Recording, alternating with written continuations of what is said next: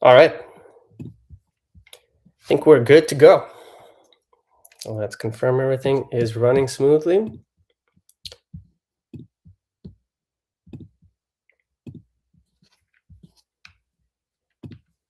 All right, I think we're good. Cool. All right, let's get right to it. So, hello everyone and welcome. Really glad you're here today. So, the topic we're going to dig into is one of those problems that almost every growing business hits at some point and almost nobody sees coming.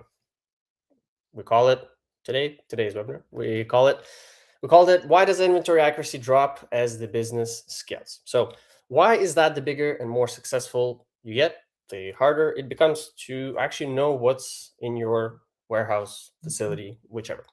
So over the next 50 minutes or so, I'm going to share what I've seen working with warehouses across very different industries, what causes accuracy to slip, what it really costs, and most importantly, what do we do about it? All right. So, quick introduction first, and then we'll get straight into the content. So, let's do that. Okay, we're good. Internet is acting up today a little bit, but anyways. So, a quick word about who I am for those of you who are seeing me for the first time. My name is Stan. I'm the partner and client solutions executive at Cleverance. So, a little bit on my background. I spent more than 10 years working hands-on in warehouse and inventory automation. And I really do mean hands-on. I've walked through wholesale warehouses, dealership, parts departments, manufacturing floors, e-commerce fulfillment centers, you name it. I actually worked as a picker before at an actual warehouse in Canada, so quite an understanding of the whole process. Every single one of these facilities and that I've visited have their own quirks, its own pressure points, its own version of the same recurring story. And the reason I love this work is that warehouse problems are indeed solvable. They look messy from the outside, but once you understand what's driving them, the path forward is actually pretty clear. That's what I want to share with you today. Here's how the next 45 minutes or so are going to flow. Let's take a look at that. What do we have for the plan? We'll start with the why. So, why scaling fundamentally changes inventory control and why the methods that worked when you were smaller stop working as you grow. From there, we'll look at where accuracy actually breaks in day to day operations, the specific points in the workflow where errors creep in. Then we'll talk about the hidden business costs because this isn't really a warehouse problem. It's a business problem that just happens to surface in the warehouse. After that, we shift into the solution side. We'll explore the automation opportunity, walk through a practical transformation path, look at a real case of a business that have done it. And at the end, you'll get, as always, a free guide that you can download and use immediately. So, all right, let's start with something most business owners don't realize until it's already happening to them. And that is inventory accuracy. So here's a pattern I see in almost every client I've worked with. When a business is small, a few hundred SKUs, one location, a tight team, inventory accuracy is honestly not that hard. You can almost feel where everything is. Your team knows the warehouse intuitively. The number in the system more or less matches what's on the floor. And then growth happens. And growth doesn't arrive politely, one variable at a time. It arrives all at once. Suddenly, you're not managing a few hundred SKUs, you're managing thousands. So, where you used to have one location, now you have two, maybe three. Your team has doubled, and the new hires don't have that intuitive feel for where things live. Daily transactions have tripled. And on top of all that, exceptions start appearing. Partial shipments, returns, damaged goods, urgent transfers, you name it. That nobody designed a process for when the business was smaller. And the way I describe it to the clients is this: inventory starts moving faster than the information. This is the heart of the problem. As volume grows, the physical reality of the warehouse, so goods arriving, goods moving between zones, goods being picked, stock being adjusted because of damage or recounts, all of that is happening in real time, every minute of every shift. But the information about all that movement, it's still flowing through the same systems and the same manual steps you set up when you were a quarter of the size. Paper forms get filled out and entered at the end of the day. The ERP gets a batch update once a shift. Someone has to physically walk to a computer to log a transfer. So while the goods are moving at the speed of the business, the data is moving at the speed of the paperwork. And that gap between physical reality and what your system says is where every inventory problem starts. So let's zoom in. Where exactly does this break down? Let's take a look at that. In my experience, the breakdown almost always happens at the same handful of points. And once you see them, you can't unsee them. It usually starts at receiving. Goods come in, but they're not registered instantly. Maybe the paperwork sits on a desk for an hour, or the data gets keyed in at the end of the shift. That gap is where the very first errors creep in, because you can't trust your stock numbers if your inbound data is already hours behind reality. Then there's manual picking confirmation. A picker grabs the item, writes them down on a sheet, and someone enters it later. Every single step in that chain is an opportunity for mistake. Wrong SKU, wrong quantity, missed lines, illegible handwriting. All of those things are just there. Stock transfers tend to be even worse because they're often handled informally. Someone moves a pallet from zone A to zone B, and either nobody updates the system or they update it the next day from their memory. On top of that, cycle counts get delayed because they're disruptive and pretty much inconvenient. And the longer you wait between counts, the bigger the discrepancy you eventually will find. And finally, the ERP only updates after the fact, which means leadership is making decisions based on yesterday's reality, not today's. And here's what happens when those breakdowns, start to compound. Um, and this is where things get really interesting and a little uncomfortable, because what starts as a small, almost invisible delays turns into something much bigger. A few minutes of lag at receiving becomes a real discrepancy by lunch. A handful of pick and errors per day multiplied across hundreds of orders becomes a meaningful accuracy problem by the end of the week. And here's the part that's really damaging. Once your team realizes the system can be trusted, they stop trusting it. They start doing their own manual checks, keeping their own spreadsheets, walking to the shelf to just go look. So now you have two warehouses running in parallel, the official one in your ERP and the unofficial one your team actually relies on. And the gap between them keeps growing. And the cost of all this, it's actually much bigger than most leadership teams realize. And let's take a look at that. Here's why this matters at the business level, not just the warehouse level. Inventory errors don't stay in the warehouse. They create friction across the entire company. It starts with lost sales. Your system says you have stock, your customer orders, and then someone discovers the item isn't actually there. That order doesn't just get delayed. Sometimes that customer just goes somewhere else.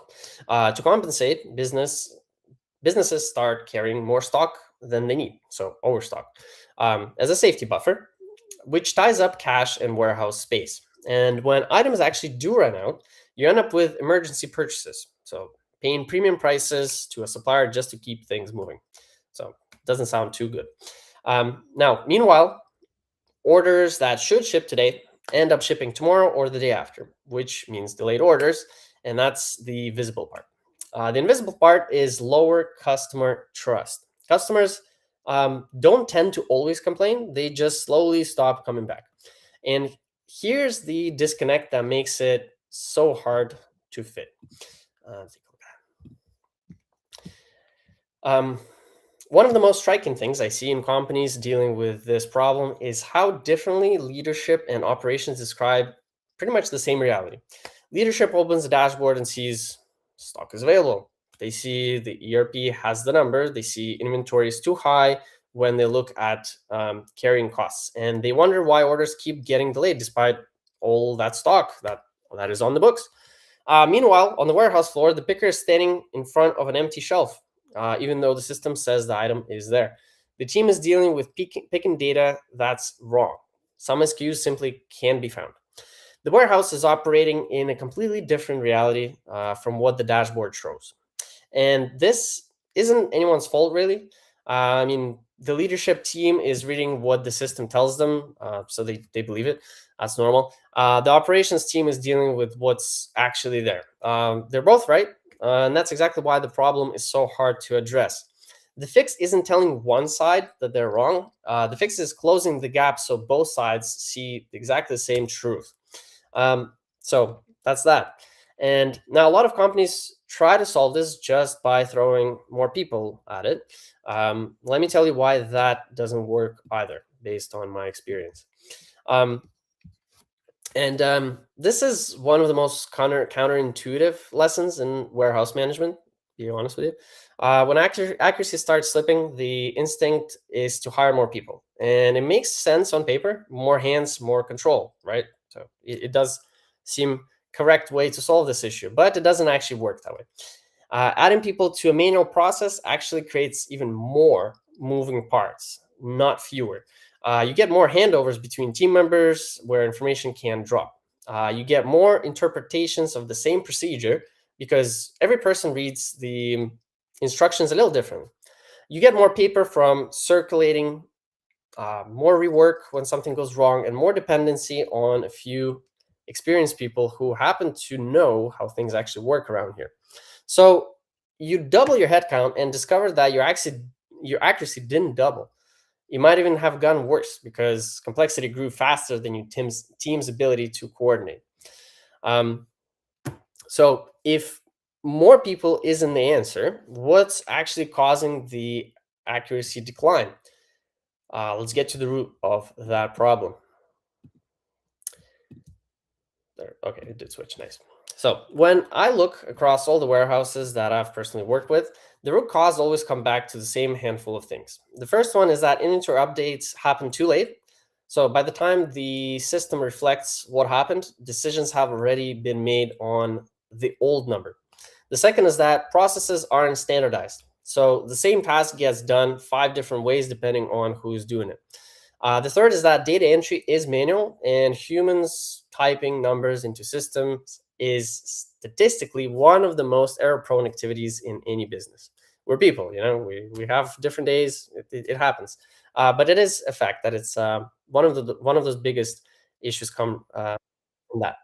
Um, the fourth, and this one is huge. The fourth point is that the ERP is disconnected from the floor. The system that runs the company has no real-time connection to where the work is actually happening. And the fifth is that exceptions are handled informally. Every damaged item, every miscount, every urgent transfer becomes a side conversation that never makes it into the actual data. Um, you'll notice none of these are technology problems on the surface. They're workflow problems, but every single one of them can be solved with the right technology applied to the right workflow. And that's the shift I want to walk you through next, because solving this isn't just about fixing what's broken. It's about turning inventory accuracy into a real competitive advantage. I think I have like a little bit of a shade from the window. Sorry about that. But anyways, so let's look at the transformation opportunity. So here's the part I genuinely love about this work. Inventory accuracy isn't just a problem you fix. When you do it right, it becomes a real competitive advantage. Think about what changes. You get real-time visibility. So leadership and operations finally see the same picture at the same time. Execution becomes much faster because the data that drives decisions is already there, not waiting on someone to key it in. Errors drop dramatically, not because people get smarter, but because the system catches these mistakes before they propagate. Planning gets better because the numbers you're planning against are actually true. And customer service, of course, improves because when a customer asks if something is in stock, the answer is actually reliable. And this isn't theoretical. Cleverness customers routinely see these kinds of improvements once their workflows are properly digitized. It's a typical outcome, not an exception. But to get there, we need to shift on how we think about the goal itself. This is the mindset shift, and it really matters. Most companies, when they think about inventory accuracy, think about counting. How often do we count? How many people are counting? When was the last cycle count? Those are usually the questions. But counting is a backward-looking activity. You count to find out what already happened. The real goal isn't better counting. The real goal is controlled inventory movement at each step. Every item is tracked. Every transaction is recorded. Every location is accurate. Every user action is logged. When you control the flow, you don't need to count as much because the count is happening continuously in real time by design. Um, Counting is a symptom. Controlling flow is the cure. That would be my core message from this slide. So, how do you actually get there? It is a journey, and it's worth understanding how it looks like. Now let's look through that one. So I want to be honest about something here because there's a lot of marketing noise around warehouse automation. Automation is not a single technology purchase. You don't buy a box, plug it in, and suddenly you have smart warehouse. Woohoo! What automation actually is in practice is a stage transformation of three things: your processes, how you capture the data, and how your systems connect to each other. Done well, it's a series of deliberate steps that build on top of each other. Done poorly, it's just expensive technology layered on top of the same broken workflows. We've talked about this before already, but it's good to mention here as well. And the foundation of that whole journey is the moment you turn physical movement into reliable data.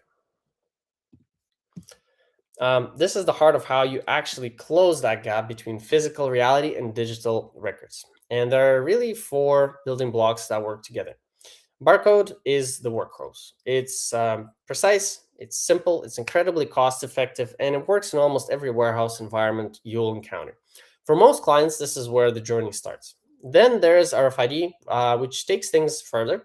It's faster, it's contactless, and it scales beautifully when you're dealing with high volumes or items that are hard to scan individually. But the technology alone isn't enough. You need mobile devices in the hands of the people doing the work, guiding them step by step in real time instead of forcing them to remember procedures or refer back to that paper.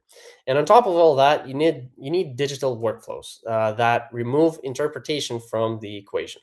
The system tells the worker exactly what to scan, exactly where to put it, exactly what to confirm. There's no guesswork. When movement becomes data that the moment it happens, your warehouse and your ERP finally starts telling the exact same story. And that's exactly what we try to accomplish. And this is what the before and after actually looks like on the next slide here. Look at the contrast on this slide because it's pretty striking. The old model looks like this. Someone takes a manual action. That action eventually becomes a delayed record in the system. And then later, when somebody notices the record is wrong, you do corrections. Action, delay, correction. That's the cycle most warehouses are stuck in. And they don't even realize it because it's just, how things work, right? We're all used to that for a couple of decades, I would say. The new model is completely different. The worker takes a guided action. The mobile device tells them what to do next. The action triggers instant capture. So the moment they scan, the data is in the system. And the result is trusted data. So leadership and operations are looking at the same truth in real time all day.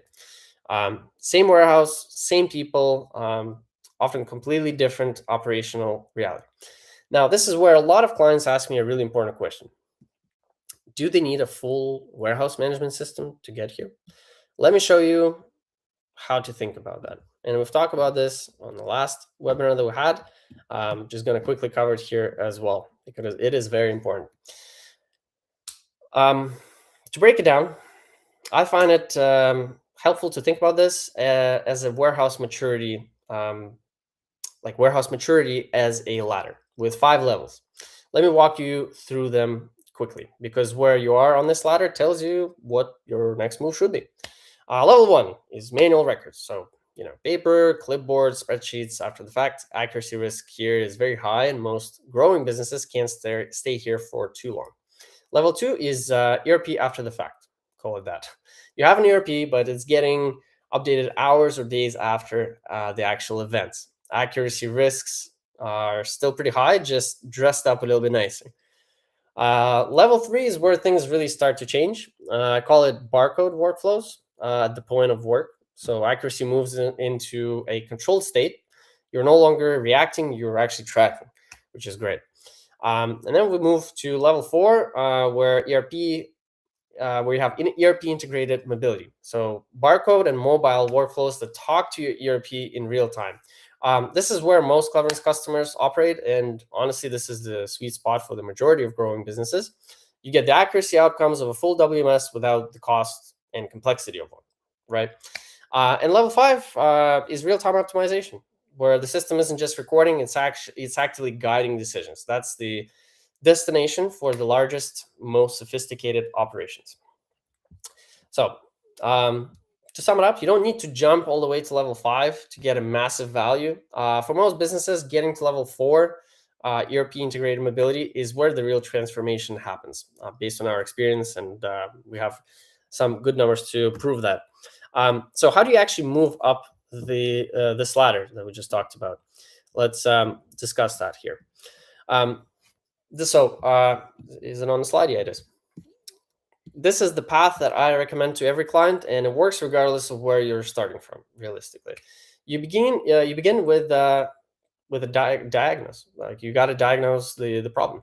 You have to generally understand where your errors are happening before you can fix anything. And I know I keep saying this, but it is one of the most important things. You have to understand where your biggest pain points are before even consulting anyone, or going out there and looking for some automation software that magically will fix everything. You got to figure out what's your actual issue right now. So, again, I said this multiple times, but most companies unfortunately skip this step because they think they already know. They almost never do. From this diagnosis, you move to a standardize. So pick the right way to do each task and document it, because automating an inconsistent process just multiplies the chaos. Once you have a standard process, then you can digitize them. So barcode workflows, mobile devices, digital instructions at the point of work. Then comes integration. Connect those digitized workflows to your ERP so the data flows automatically in both directions. And only after all of that is done, does it actually make sense to optimize? Usually does. So tuning routes, slotting, sequencing based on the clean data you now have. So each phase builds on the one before it, as you can probably tell. Skip a phase and the next one becomes 10 times harder. And within all of that, there's a smart way to choose where to start. And let's go through that. What to automate first? Very straightforward. But I get asked this question constantly. And the answer is always the same. Start where errors are most frequent and business impact is highest. That's almost always at 5 specific tech points in the workflow.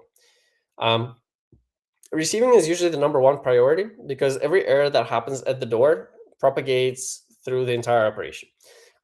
Get receiving right, and a lot of downstream problems just kind of disappear. From there, you go to the next one, which is put away. So making sure things end up where the system thinks they are, so closes the loop. Then picking, because that's where errors directly hit the end customer, right? And stock transfers, because those are the silent killer of accuracy in multi-zone or multi-warehouse operations. And then finally, we have cycle counting, which becomes radically more efficient once everything else is digitized. Now, before we go further, let me save you from the most common mistakes I see businesses make on this journey. And this slide covers most of it.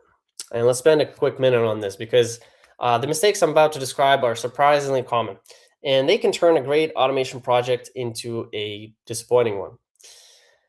The first mistake is automating broken processes. Again, talked about this multiple times, but it is what it is. If your manual workflow is messy, digitizing it just gives you a faster, more expensive chaos, and you don't want that. Fix the process first, then automate. The second is ignoring ERP integration. Putting in a beautiful barcode system that doesn't actually talk to your core business system, it just means you're still typing data twice. It's not really fixing anything. And the third one is pretty huge, underestimating user adoption.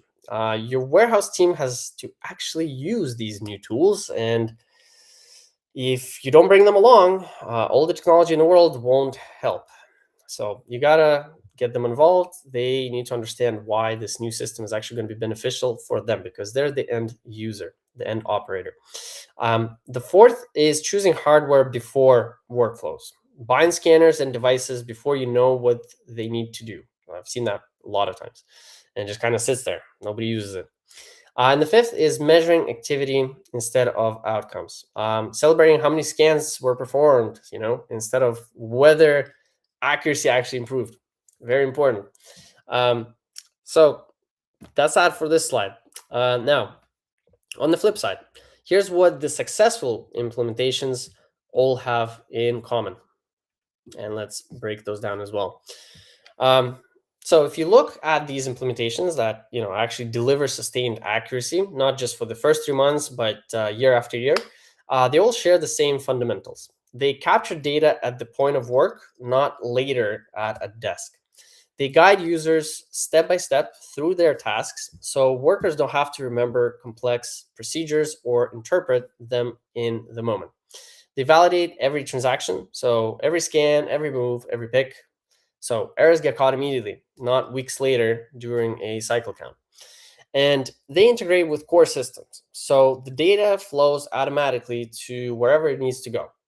ERP, accounting system, some e-commerce platforms, whichever.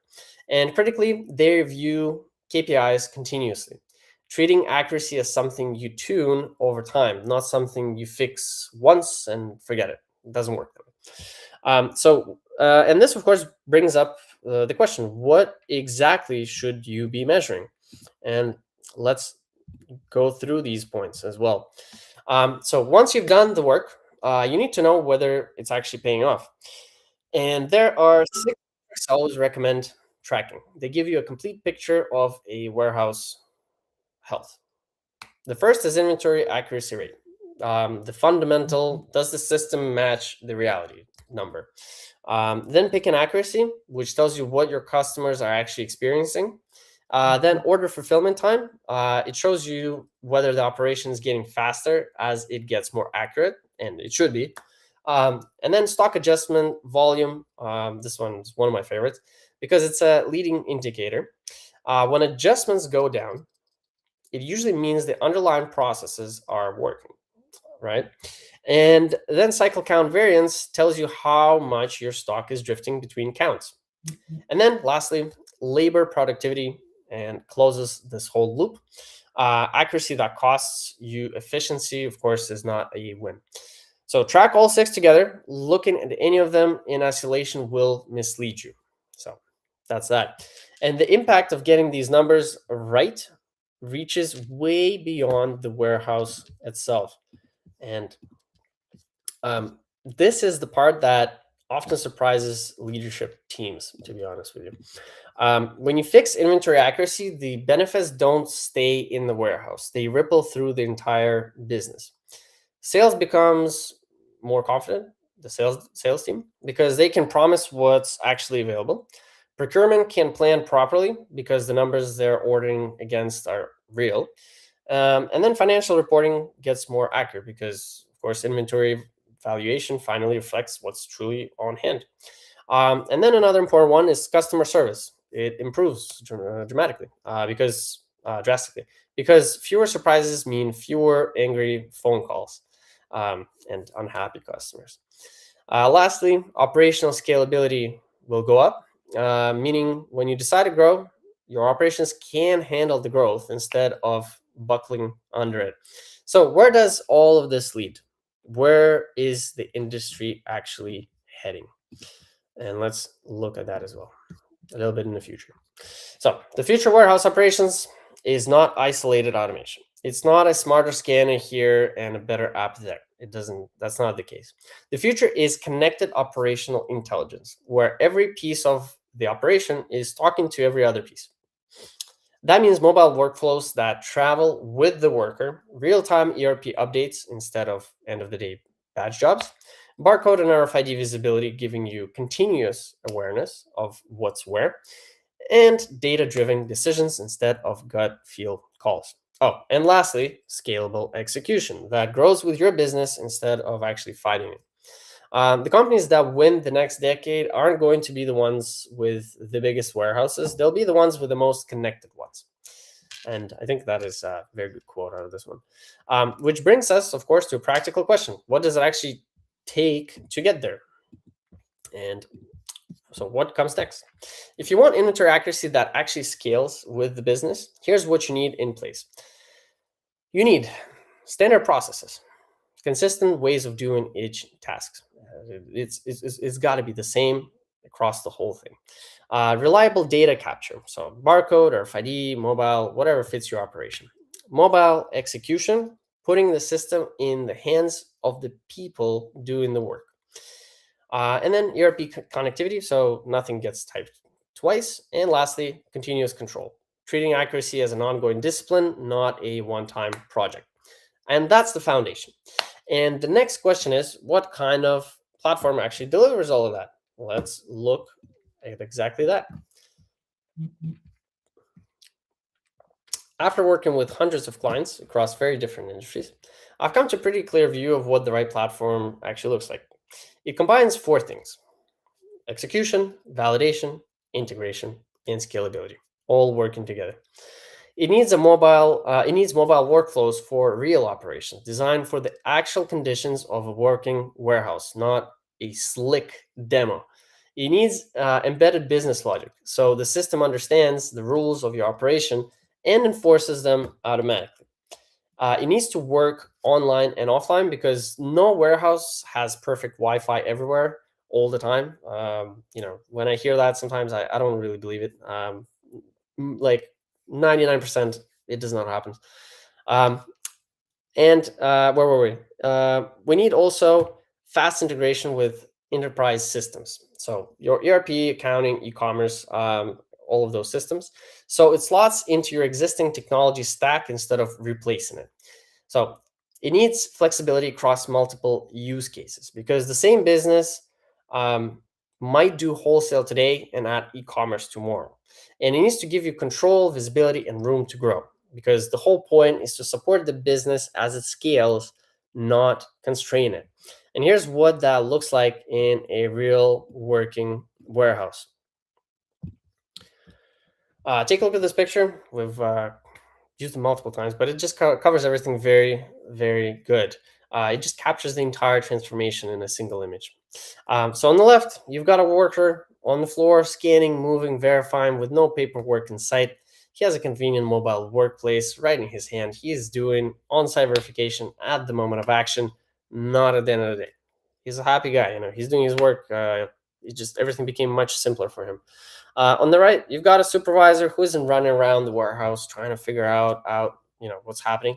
He's seeing it all in real time. Remote supervision, real-time data exchange flowing in from the floor, accurate ERP document status. That's it. He knows exactly what's happening, where, and by whom. That's the operational picture we're working towards. Two people, two roles, both seeing the same truth. So let's talk about what this actually means financially, because the numbers tell a pretty clear story. And we've covered this multiple times as well. But again, really good slide to use and to visualize how this actually looks like in numbers. And I want to be careful with the slide as always, because what you're looking at here is total operational cost, because I get these questions sometimes asked. It's not software pricing. This is the full cost of running inventory operations under each model. So labor, errors, rework, emergency purchases, lost productivity, the whole picture. It covers the whole thing. So now let's go through them. At the top, you've got manual checking, clipboards, end of day data entry, manual reconciliation. That ends up costing a typical operation around $10,000 per month, all in. Moving to Excel or Google Sheets helps a bit. You're at about $8,000 per month, but the errors are still there. a USB barcode scanner, that connects to a laptop or whatever. Um, that brings it down to around 4,000. And a basic barcode app on a smartphone gets you to about 2,500.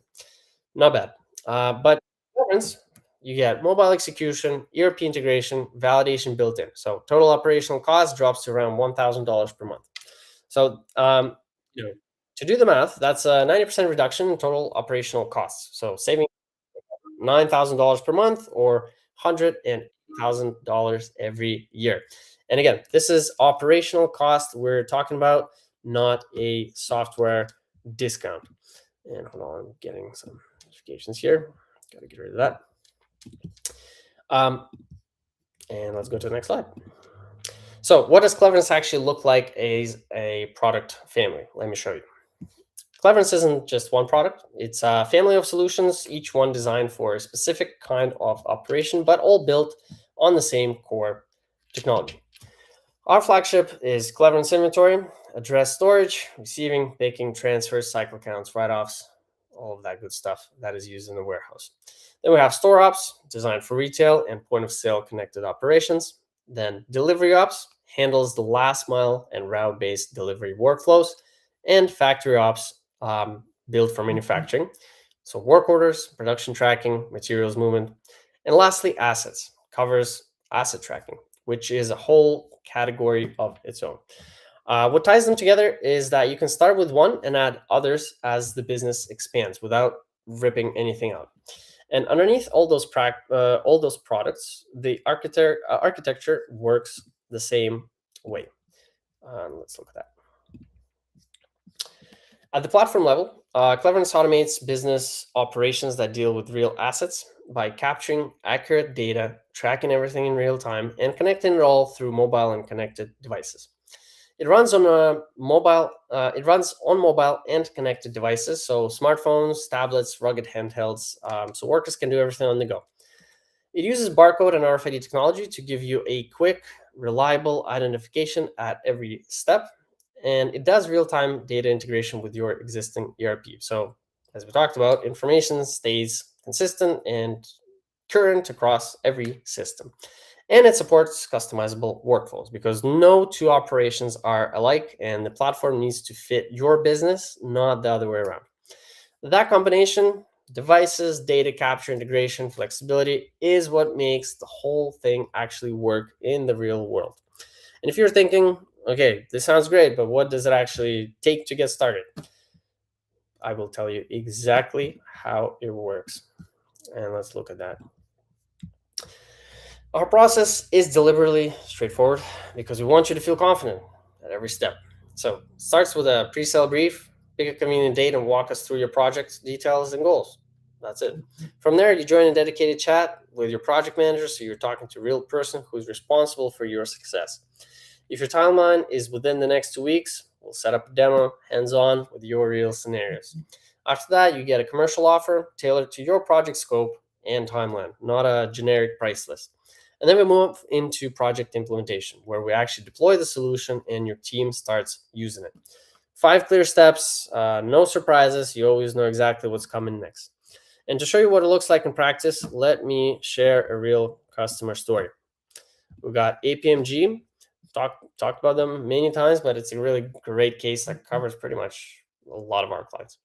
I want to share this case again because it's honest example of how this kind of transformation actually plays out and what makes it work. APMG is a spare parts e-commerce operation in Dubai. Big warehouse, over 10,000 square meters, 100,000 SKUs across the catalog. The warehouse was split into 2 main areas. The front half stored bulky, sometimes damaged items like windshields, and the back half had rows of plastic bins for smaller parts in address storage. Now, here's what's important. APMG was not a business with a broken ERP system. They had a perfectly functioning custom ERP that handled their commercial operations very well. The problem was a little bit different. The ERP had no location level visibility. It knew what was in stock, but it didn't know where in the warehouse it was. So pickers were spending huge amounts of time searching. Picking errors were frequent, of course, and the whole operation was slower than it needed to be. So what did we do? We didn't replace their ERP. We added a layer on top of it. We used Zebra mobile computers in the hands of the team and Cleverness software guiding every action. Delivery plans, supplier orders, cell placement, shipment collection, all of it mobile, all of it guided, all of it flowing back to the existing ERP in real time. The results were transformative. Inventory turnover ratio increased about 4 times, storage capacity expanded by over 10,000 square meters of effective use, and staff errors dropped by approximately 99%. 17 mobile devices at that time, now they have more, in active use across the whole operation. So these are typical Cleverness customer outcomes when the foundation work is done right. So just to summarize it, APMG did not need a new ERP. They needed a location level visibility added to the one they already had. That's the difference between replacement and smart automation. All right, we're getting close to the end, and I have something for everyone who's been with me today. As always, we have our PDF guide that'll be sent out. It's a practical resource. It walks you through the 5 stages of building ROI from inventory automation with real benchmarks and a clear progression you can follow. So take that away with you. Take a look at it. Again, find out your biggest pain point, and then we can, hear you out if you're interested to have that conversation. We're here for you. All right. So, and I want to mention here, it doesn't matter where you are. So it could be, like on your journey, where you're just at the very beginning or already part way through. It'll help you figure out where you are and where the next biggest gains will come from. So you'll get it sent straight to your inbox right after the webinar. And if you want to talk about your specific situation, here's how to reach me directly. And there we go. So as always, if anything you heard today resonated, if you're recognizing your own warehouse in some of these stories, I'll genuinely love to talk. You can reach me directly. The phone number is there. The WhatsApp is there. My email, my Telegram, it's all on that page. I read every message personally, whether you want to dig into a specific operation, see a demo with your real scenarios, or just bounce ideas around, reach out. There's no pressure. There's no hard sell. It's just a conversation. We want to make sure that we're the right fit for you before, giving you a solution again that is not maybe a good fit for what you need right now. So thank you so much for spending this time with me today. It honestly means a lot. Take care of yourselves, take care of your warehouse, and I'll see you next time. That's about it. Thank you so much. All right, cheers. Bye-bye.